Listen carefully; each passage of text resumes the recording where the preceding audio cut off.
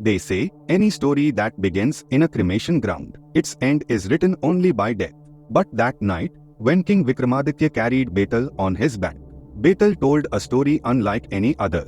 A tale with no clues, no known culprit. And yet, when the truth was finally revealed, the earth itself trembled. Would you dare to hear that story?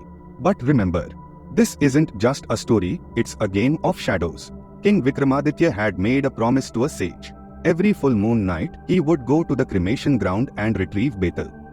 But this time, Betal didn't stay silent. Your Majesty, said Betal, tonight's story is different from all others. It's not just a tale, it's a riddle. A mystery so twisted that its solution could change everything. Vikram, without a word, lifted him onto his back, and Betal began the story. Long ago, there was a small village called Durpur. But this was no ordinary village. As soon as the sun would set, strange things would begin to happen. Toys would move on their own, and a woman's cries would echo from the old well. The villagers were afraid, yet no one ever left the village, because this village was built over a hidden treasure. The village headman, Chaturbhuj, was a greedy and cunning man. He had created a tantric protective shield around the village. And still, every full moon night, one person would go missing.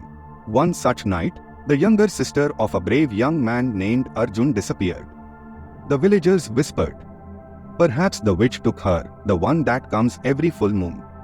But Arjun refused to believe in superstition. He was convinced this was not the work of a ghost, but the doing of humans.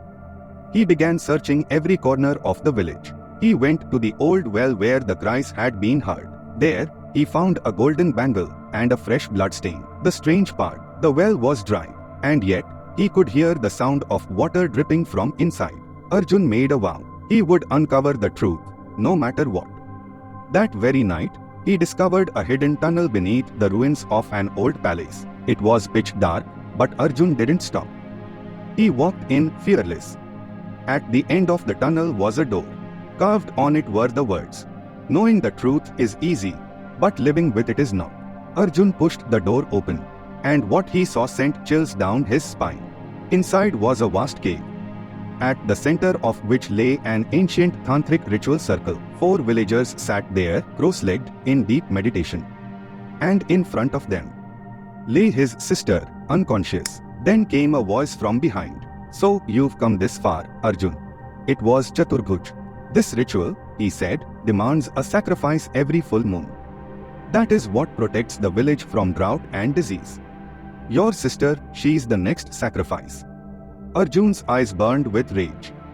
"This isn't a ritual, this is evil. And I won't let it happen." A fierce battle broke out between Arjun and Chaturbhuj.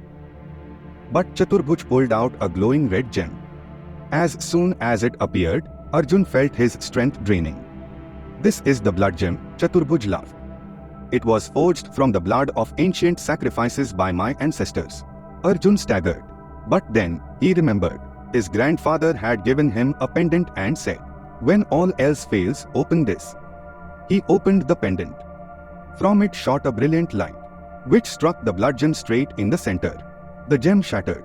The cave began to shake violently. Chaturbhuj screamed, and the collapsing cave buried him alive. Arjun lifted his sister and ran towards the tunnel exit.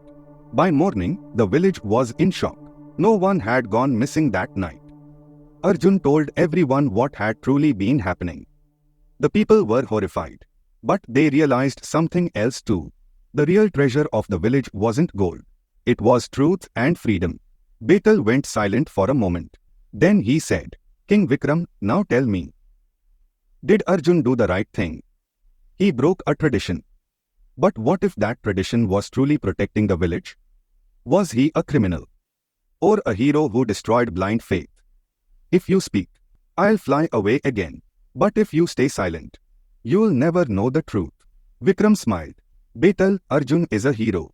But his victory was only possible because he didn't let fear cloud his mind. Any tradition that is rooted in fear is not tradition, it is darkness. And only those who fight the darkness are true kings." Betal burst out laughing.